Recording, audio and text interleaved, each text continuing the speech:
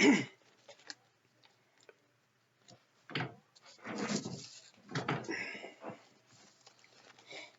afternoon, viewers and listeners of Concerned Citizens Media. Welcome back and nice to have you here. Uh, I appreciate your constructive and inspiring comments on my video as usual. Thank you so much for doing that.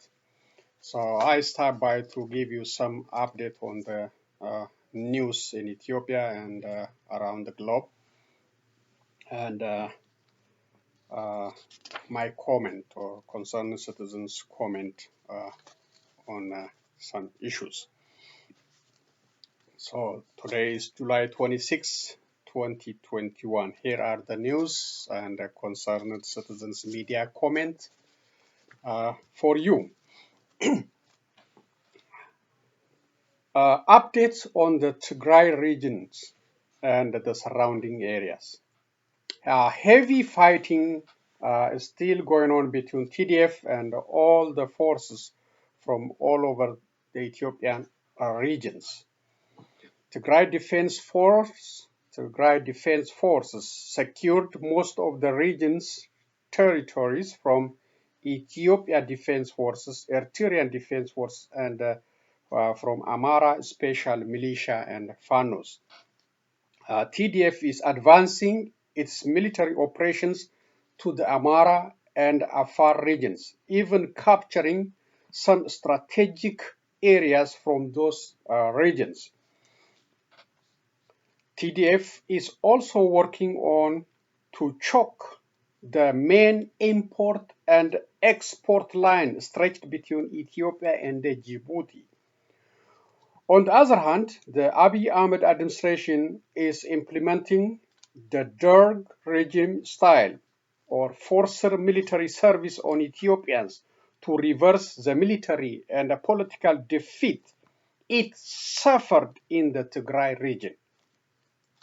The Amara region's administration also declared the total war on the Tigray region and called on all local citizens to report for military service and save the region from falling in the TDF forces.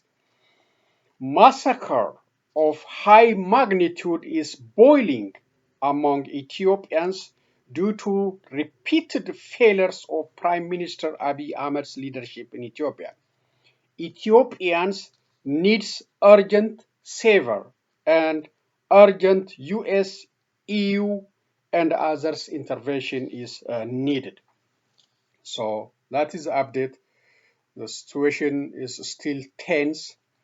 The Tigrayan Defense Forces are pushing deep into Afar region and Amara region, and some reports of capturing some districts in Afar region, plus some towns and cities from Amara region, including some report of capturing the Dabar or something.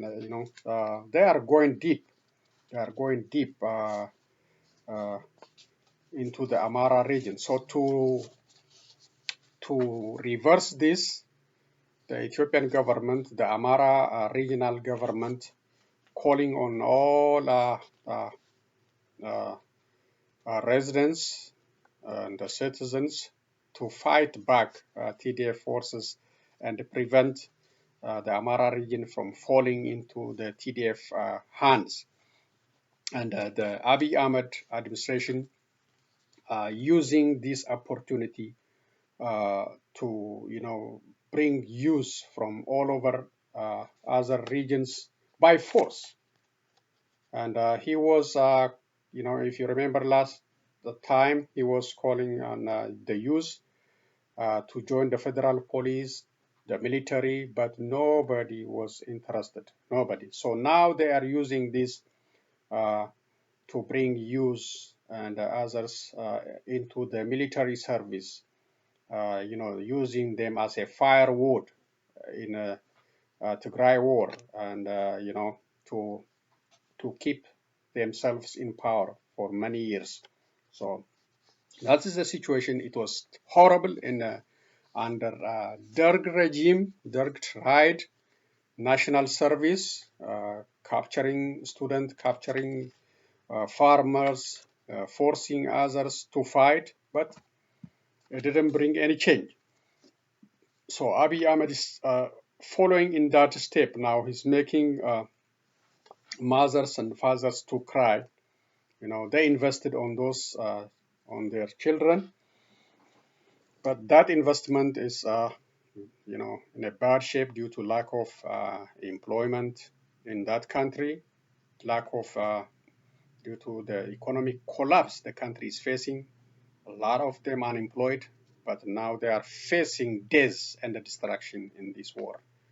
So it's an unfortunate situation for Ethiopians to see this government, waging unnecessary war against its own citizens instead of settling the difference through dialogue and reconciliation. So the international community, European Union, the United States, and others, uh, you know, they have to act and save the country from collapsing, or the citizens from bloodshed. The bloodshed is already happening, and more bloodshed is boiling in that region, Tigray and Amara region. So we need a saver. We need urgent action from the global community to stop this man from creating catastrophic or genocide of high magnitude in that region. He is not listening. He want to do everything. He want to spend all the resources to save himself in power, failed power, and unsuccessful leadership. Uh, so the war is waging everywhere. As I said before, in Oromia, there is a war between Oromo Liberation Force and the government. They are, advancing too. And Benishangul, the same thing. Kamant area in Gondar region, they are also capturing some areas. And Gambela, the Liberation Front, also they are fighting for freedom and the justice in that country. It's chaos everywhere. Ethnic tension is everywhere. And this guy, he don't want to open up the door for dialogue and the reconciliation. He want to stay there. He want to bring all whatever he has and, burn them like a wood for his power. So we need a saver. We need international community to act and stop him from from creating bloodshed in that region. Okay.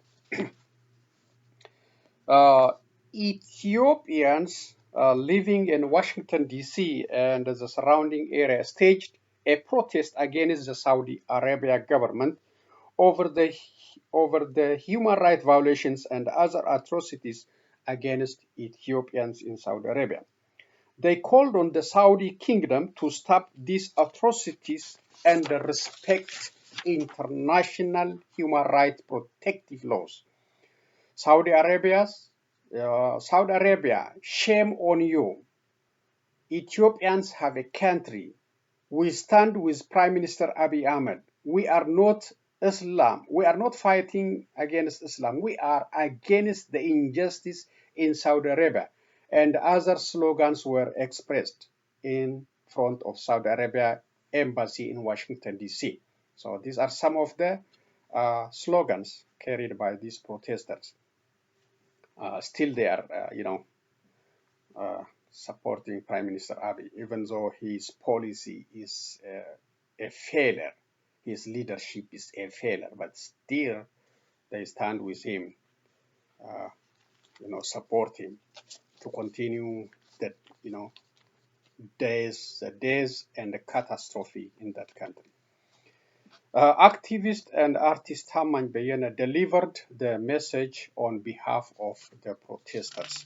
So Saudi Arabia is horrible. We are following the news, what they're doing is horrible. It's very horrible. I never heard before. I never seen such thing. Putting Ethiopians in overcrowded jails, in no air condition, no food, no water. The situation is terrible. The torture. So I don't know what is the reason Saudi Arabia is acting, in such a way against Ethiopians. I don't know, but concerned citizens media also condemn this action and ask, the kingdom to stop these atrocities and inhumane treatments of Ethiopians. The next one is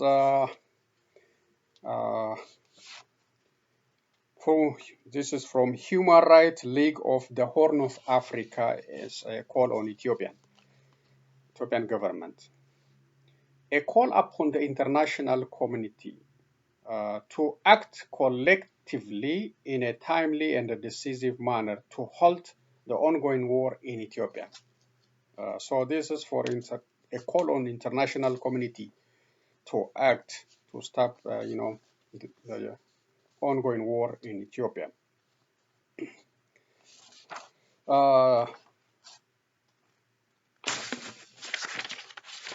This is a statement released by Human Rights League of the Horn of Africa. I read it.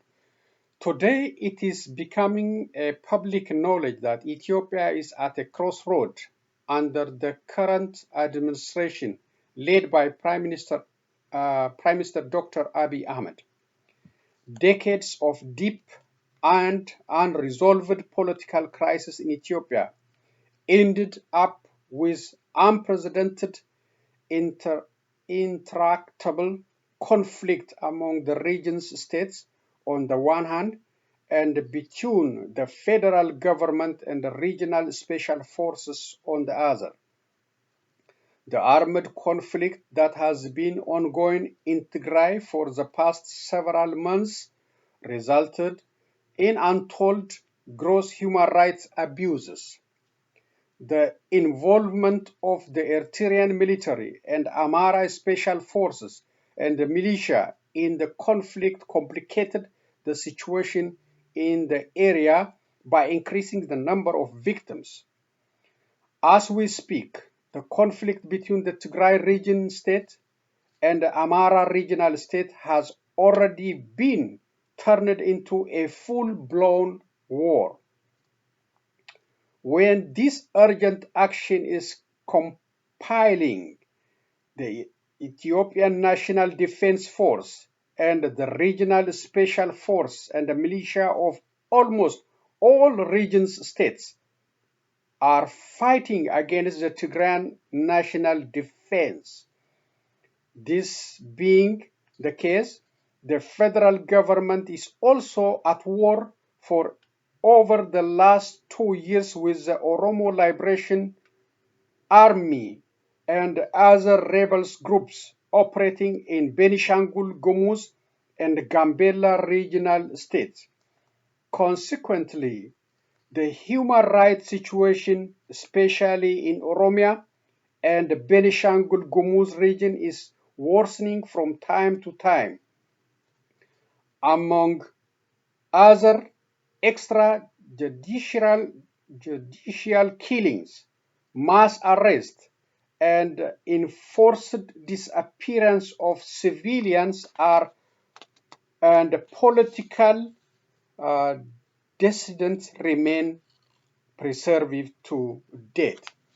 So that's a statement released by Human Rights League of the Horn of Africa, and describing, the dire situation in Ethiopia, and calling on international community to do something before things are out of control.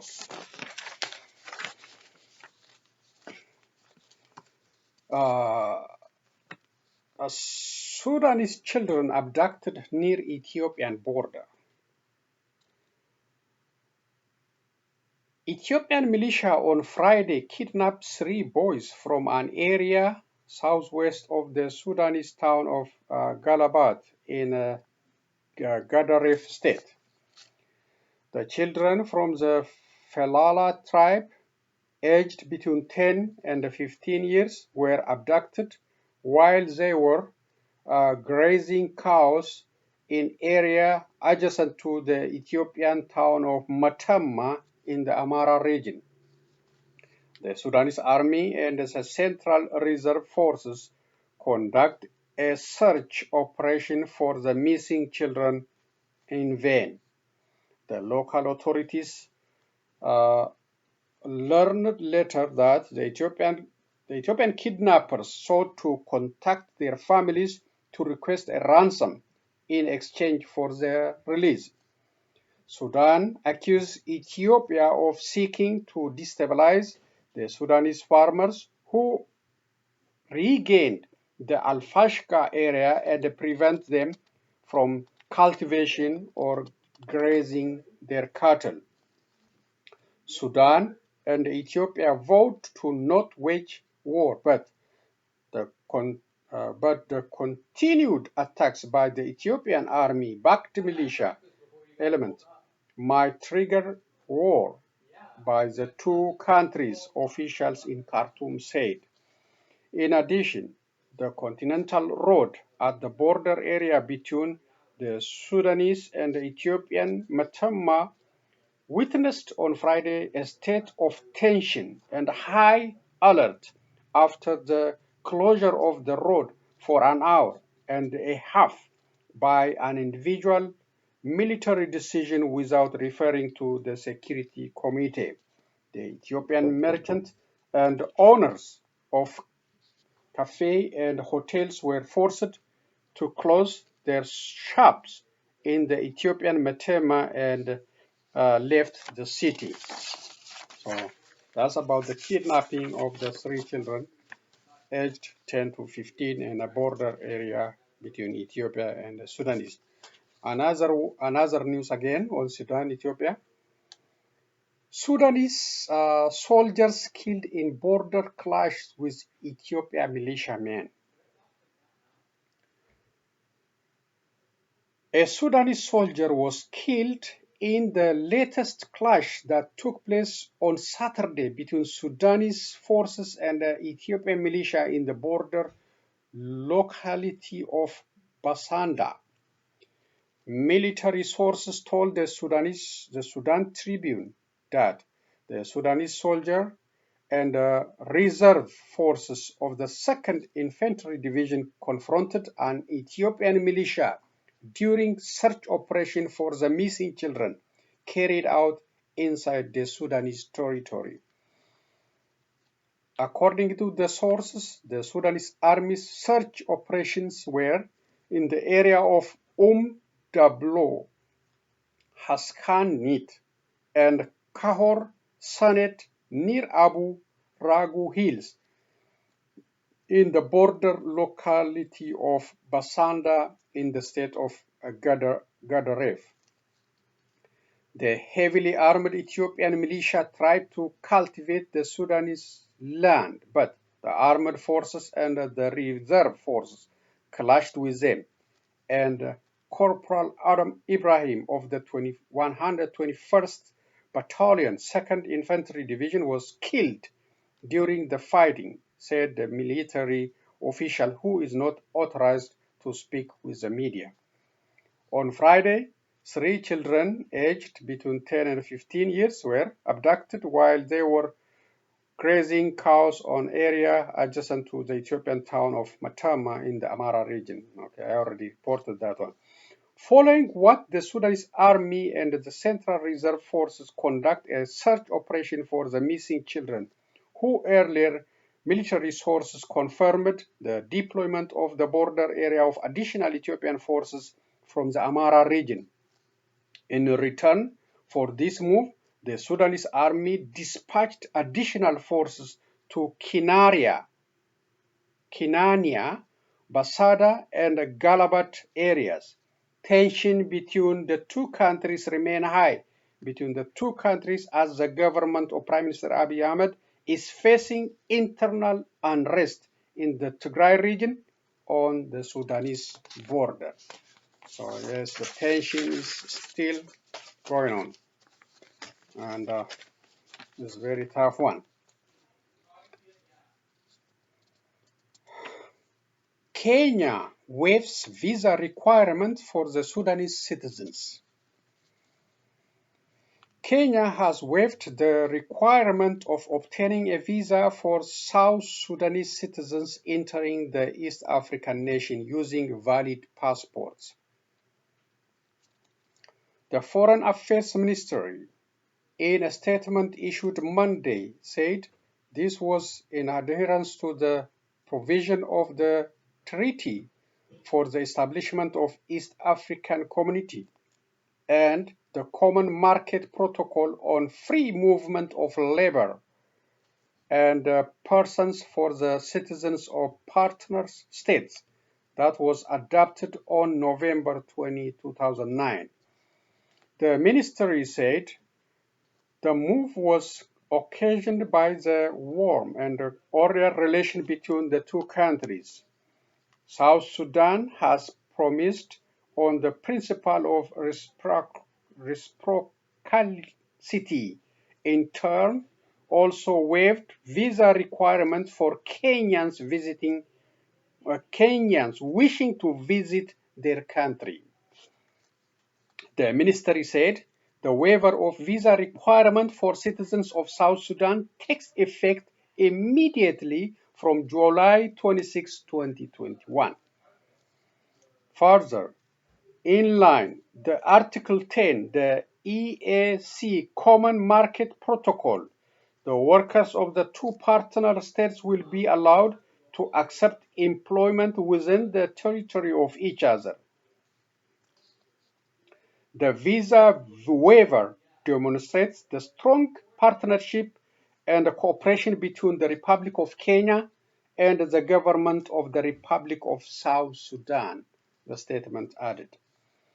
The move, the Foreign Affairs Ministry further stressed, will also enhance cultural ties and strengthen the economy of both partner states by encouraging free movement of persons and labor, which are key pillars in the integration of the East African community.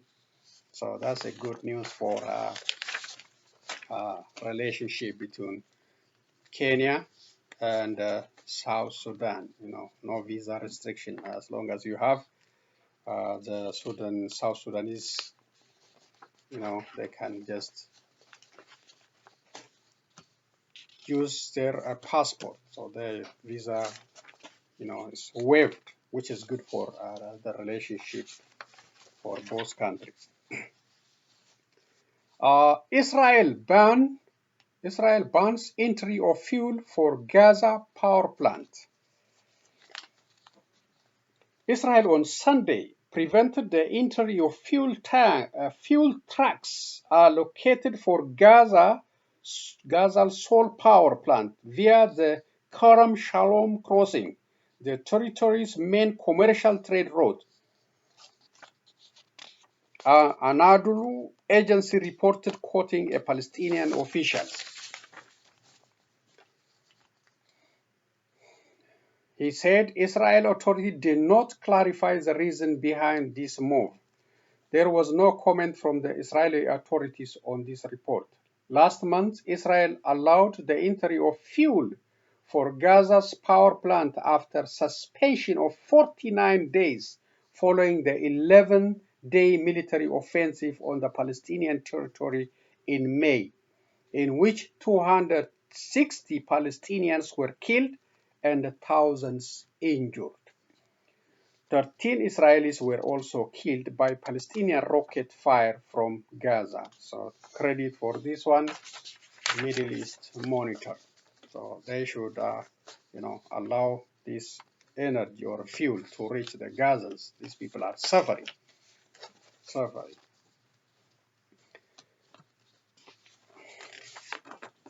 Okay, this is the last part for the reading of news. Joint statements on Cuba by different countries. So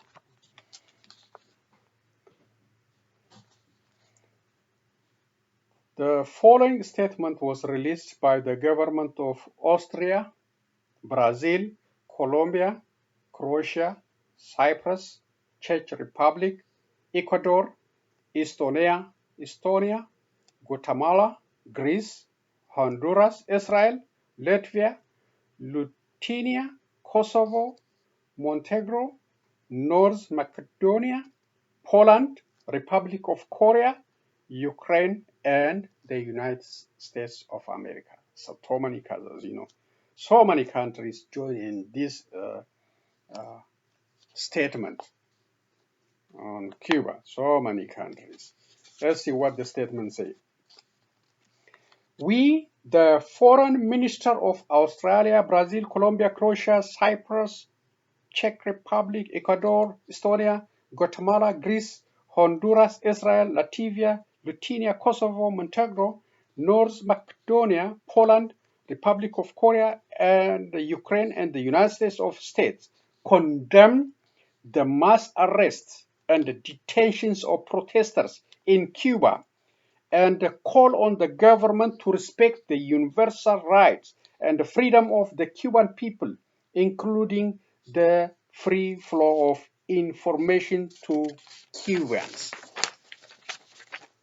On July 11, tens of thousands of Cuban citizens participated in peaceful demonstrations across the country to protest deteriorating living conditions and to demand change.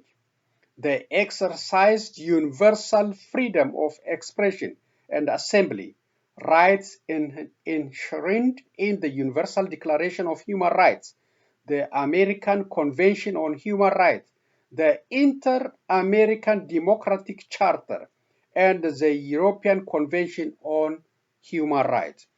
We call on the Cuban government to respect the legally guaranteed rights and freedoms of the Cuban people without fear of arrest and detention. We urge the Cuban government to release those detained for exercising their rights to peaceful protest. We call for press freedom and for the full restoration of internet access, which allows economies and societies to thrive. We urge the Cuban government to heed the voices and the demand for the Cuban people. The international community will not waver in its support for the Cuban people and all those who stand up for the basic freedoms all people deserve. So that is a statement in support of the Cuban freedom fighters or protesters against, deteriorating situation in Cuba, with many countries joining in this press release. So it's encouraging for protesters. I hope the Cuban government listen to them, but those socialist countries, they don't care. They don't listen. Okay, that is the reading part of today's presentation. Let's share some news on the video. Let's share some videos and finish today's presentation. Thank you again. Okay, let's see.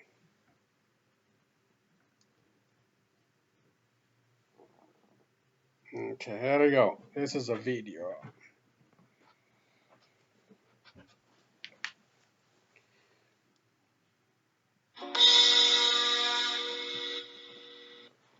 It's 26th of July today. 3 news stories. Reportedly, Kimat militia members have taken control of a place near Gondar city. Secondly, fighting has resumed to the south of Iva Wareda between Tigray Defense Forces and Afar Special Forces, Oromia Regional Forces, Ethiopian National Defense Forces. Thirdly, the most important news story, some TDF-backed news sources are claiming that the Bark town has been taken by TDF, that TDF are starting to enter this key town inside Amhara region. Let's have a look at the first news story. While Tigray Defense Forces are advancing deep into Amhara state, tensions are rising between Kimant and Amhara ethnic groups. Some Amhara news sources have confirmed that Kimant militia members have taken control of a place near Gondar city.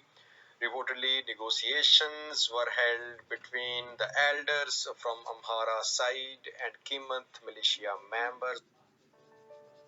At a time when most universities look like this, the founders of Walden University and Kimant militia members have laid out some preconditions for withdrawing from this place, which is very close to Gondar city. An important update was in yesterday's video as well. I informed you about rising tensions between Kimant ethnic group and Amhara ethnic group. I had informed you that Kimant militia members had carried out some attacks in Gondar zone and 5 Amharas were reportedly killed. Names of the killed Amharas were also reported by Amhara news sources. So once again, tensions are rising between Kimant ethnic group and Amharas close to Gondar. Because the Tigray Defense Forces are advancing towards Gondar. Choreda in a tweet mentioned Gondar, and close to Gondar now Kimant militia members have taken control of a place. Second news story is from Afar, viewers. Yesterday I informed you about TDF's position inside Afar. TDF were in control of 4 Waredas inside Afar. Then we received 2 reports. One report claimed that TDF were advancing towards Eritrea border inside Afar. And the other report claimed that TDF were on their way towards Djibouti-Ethiopia road. Now we have some confirmation that Tigray Defense Forces are advancing towards Djibouti-Ethiopia border. Reportedly, today heavy fighting resumed between Tigray Defense Forces and Afar Special Forces, Ethiopian National Defense Forces, Oromia Special Forces to the south of Iva Voreda. To the south of Iva Voreda is Shifra View. So Tigray Defense Forces are advancing towards Shifra, and from Shifra they'll advance towards Djibouti, Ethiopia road.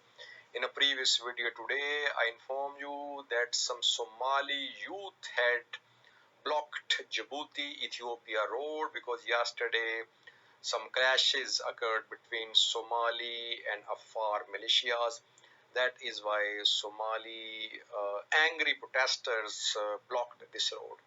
So now, while Tigray Defense Forces have started their advance from Iva Voreda towards Shifra, Somali, Afar tensions are rising. They cannot resolve their disputes to take on Tigray Defense Forces jointly.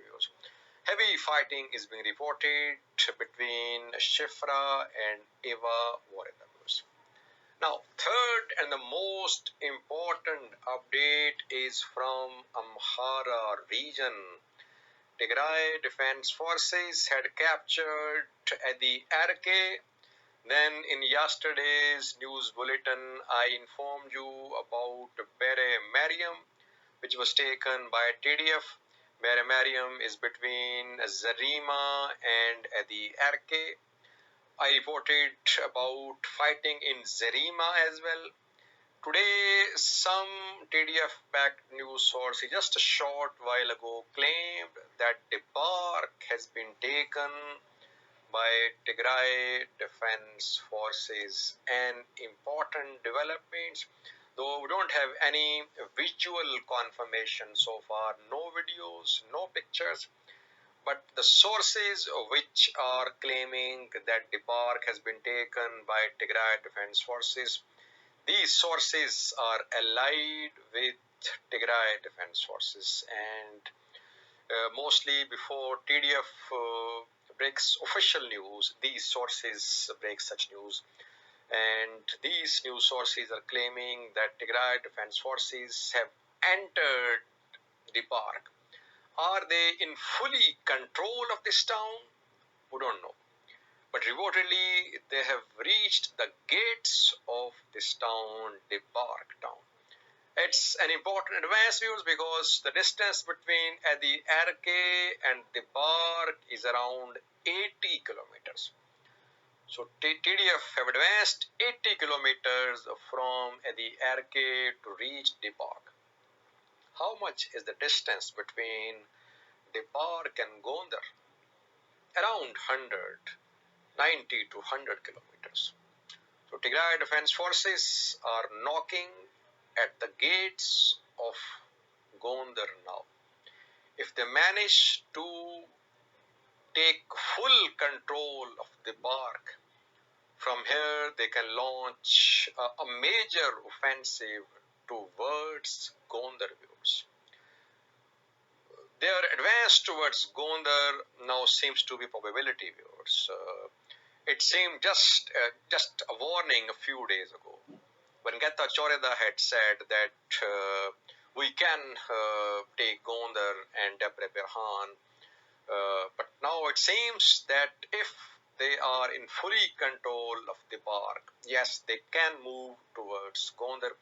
We are waiting for some visual confirmation from the park town, viewers. There was very heavy presence of IDPs in the park as well when fighting was underway in Zarima. So large number of civilians displaced from Edi Erke and Zarima, they had arrived in the park, and there was a slight panic in the park. There is no panic in Gondar. Gondar is relatively calm, but there was panic in the park, viewers, because fighting was happening very close to the park. Zarima is not far away from the park. It seems that Tigray Defense Forces have managed to get close to the park. They have entered the park, and in coming hours, they'll try to consolidate their control of this key town, the park, viewers. So TDF are advancing deep inside Amhara state. So far, no signs of any de-escalation, no signs of any negotiations between Tigray Defense Forces, TPLF, and Ethiopian government or Amhara government, viewers. Thanks for watching.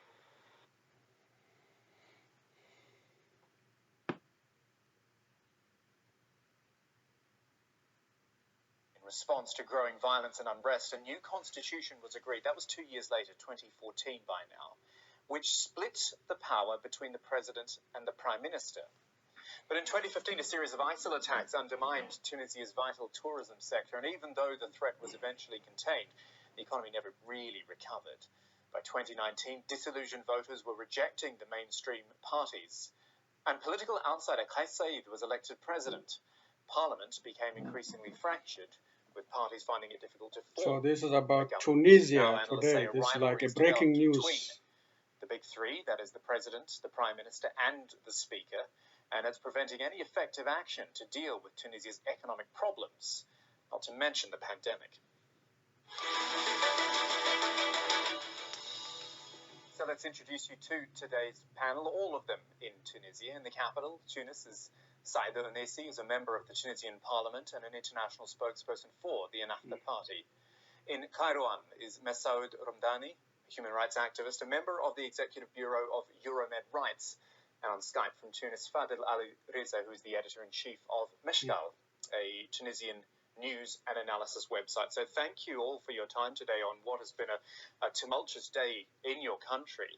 Saïd El-Nessi, let me come to you first of all. I'm not going to say this is a coup, because there are, well, that's not for me to say. You tell me. Do you think it is? Yes, I think the question is very clear here. It's a coup because from the moment you don't respect the constitution and you actually confiscate the powers into one a single person who is at the same time beholding the legislative, the executive, and the judiciary powers all in the same time, and contrary to what say the Constitution, I think we can only use one word. This is an attempt of a coup, and this is not a personal opinion, it's a fact, which has been backed actually by all political forces in Tunisia. Did you and the Ennahda party fear that something like this would happen, given all the unrest, given all the protests that have been going on for months now? Well, the fact that the situation in Tunisia, the political crisis, the economic situation, the sanitary situation, the pandemic and its effect here, which is really, really concerning, and this is not something which is new. We have been telling that since a moment now, but we don't think that the answer to that is to confiscate powers into one single institution.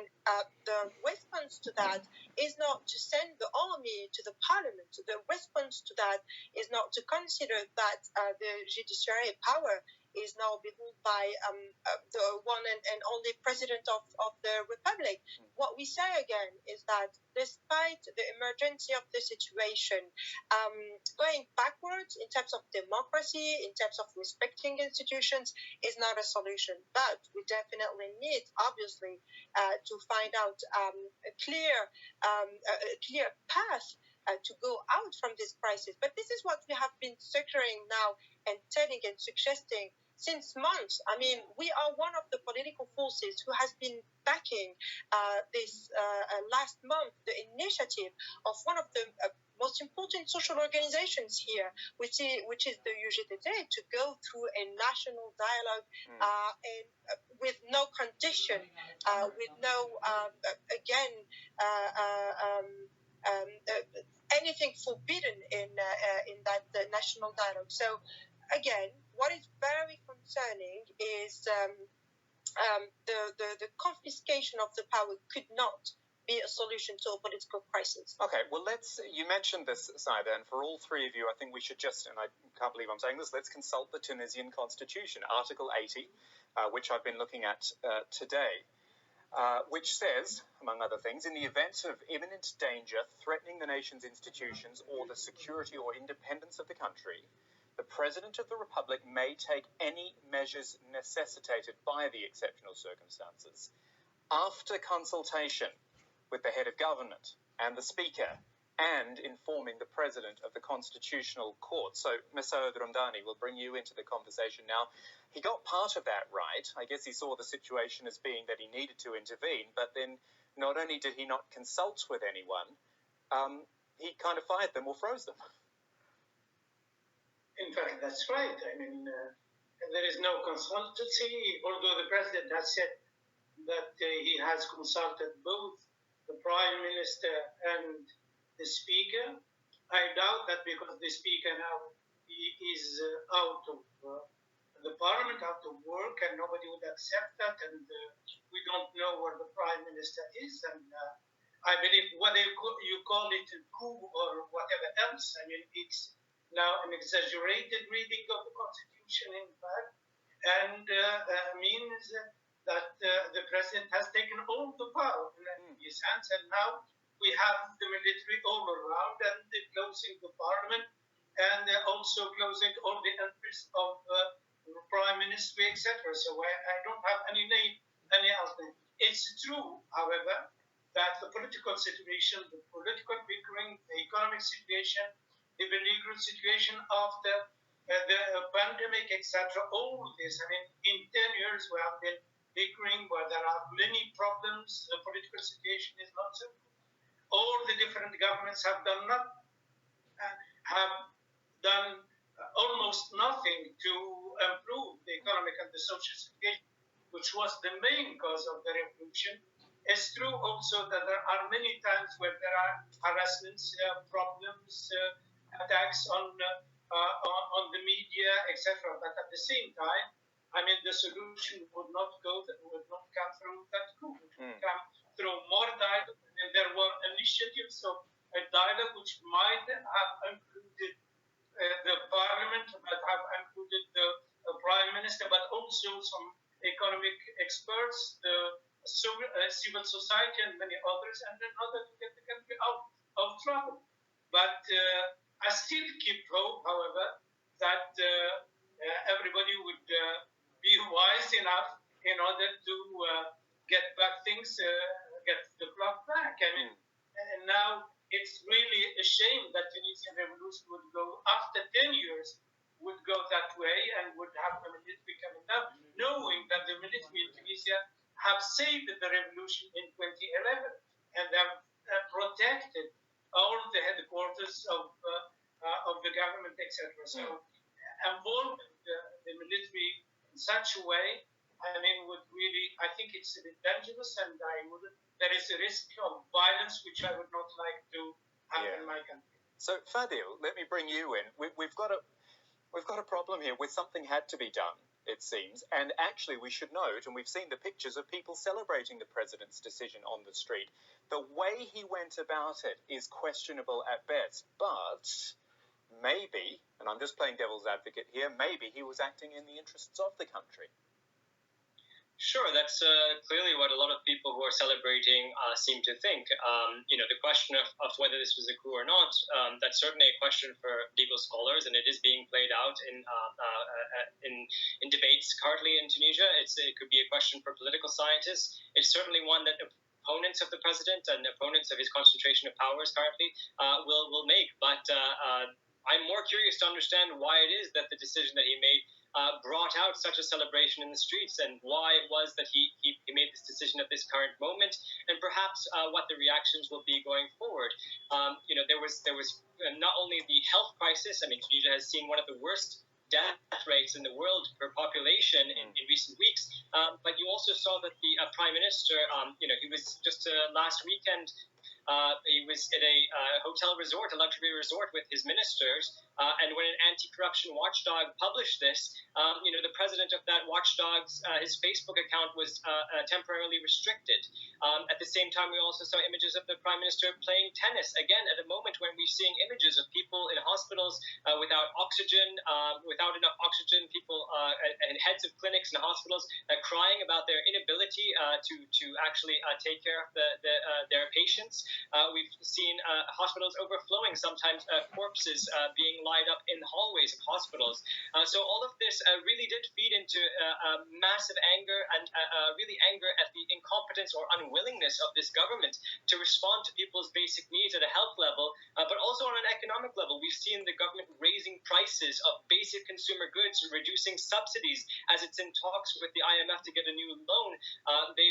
You've seen the prices of several goods increasing at a time when the value of the dinar has gone down in the last several years. So people are also economically suffering. And as part of the COVID response, they've been prevented from going out of their houses, or have had a limited ability to economic activity at the same time. So quite a punishing response that we've seen from the government, all feeding into the anger that we saw before Kais Said's announcement yesterday. Okay, well, you've raised a lot of points Okay, there. that's enough about the crisis in Tunisia.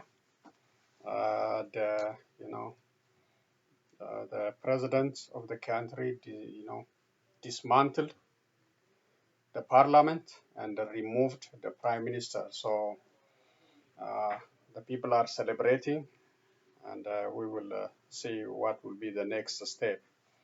And due to the health crisis and the economic crisis and other social crisis in the country, Tunisia is now in almost turmoil. So we'll follow it and we'll report to you. So that's enough.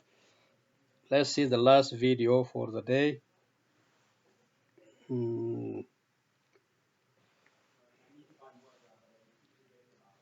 Apologies for technical issues.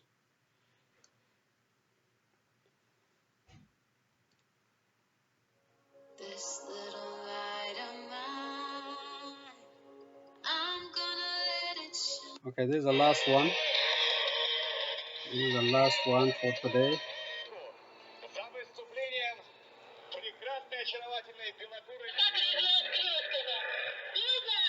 The Airshow. in Russia.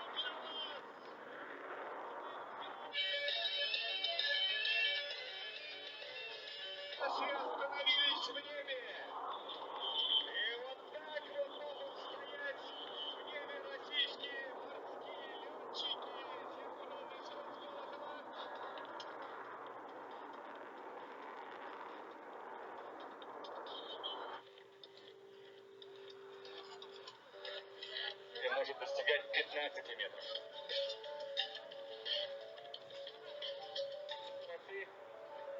Возможно, прячься в кустах, и тем не менее 40 км в час.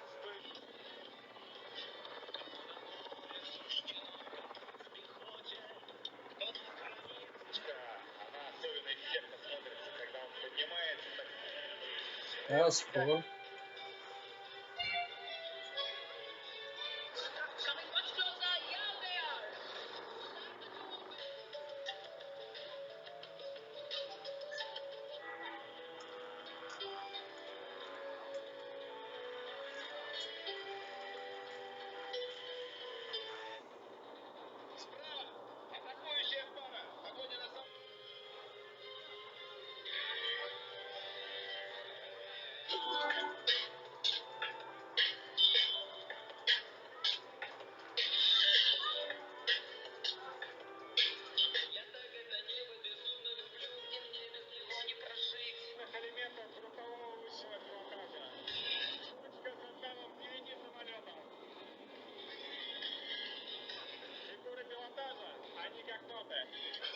Затаив дыхание, смотрим в небо.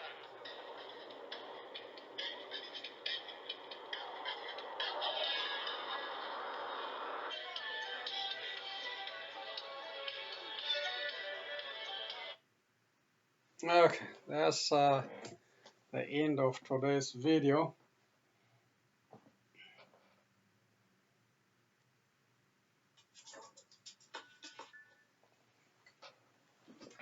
So the air show is, interesting. So I try to bring news and entertainment, scientific discoveries, and all. I'm trying as long as there is no issue of copyright. Copyright is a very tough one. If I have some videos blocked by this issue, so it's a very tough one. I don't know. I'm not making money. I'm just sharing with my listeners and the viewers. So there is an issue right there. So far so good. Thank you for joining Concerned Citizens Media again. And on the TDF forces reaching the Bark and the other areas, please, you also, you should also try to verify with other media resources, confirm this guy. I follow him, and he brings some news about Ethiopia in that region. And, it's interesting. He got so many followers, this guy, so many subscribers, and thousands and thousands of people watching him. So there may be some credibility right there. That's why I'm sharing with you. But you have to also verify this news with additional resources, you know, uh, about TDF reaching the bark, TDF forces working on blocking the road between Ethiopia and Djibouti. Is already, I've seen some social media showing large, so many trucks, blocked, just sitting there. They don't move because the Somalians, angry Somalians, blocking the railway, and the TDF also working on that one. This is a major blow to this prime minister who refused to open up for dialogue and reconciliation, who refused to resign. His leadership is a failure to that country in many aspects, but still the Amaras, they stand with him, they pushing him, and to wage this unnecessary war. He doesn't have support from Oromos. He doesn't have support from the larger Ethiopian communities, Ethiopians. But he's pushing forward with the war. He don't care about the bloodshed. He cares about only prosperity, power, and to stay as a king in that country. He is not like Haile Mariam Desalegn, his predecessor, who saw everything. It didn't work. He resigned. He opened the door for others. This guy, I don't think he's gonna do it. Maybe he's waiting somebody to force him out. That's why I see he is not listening to anybody. And now he's forcing Ethiopians from all corners by force, not voluntarily, by force, to go to war and fight TDF. And the TDF won conventional war against well-trained Ethiopian force, Eritrean force, and special militia from Omar. Now he tried to survive. Prime Minister is trying to survive with, this use brought by force, shipped by force to the region with a minimum training or with no training.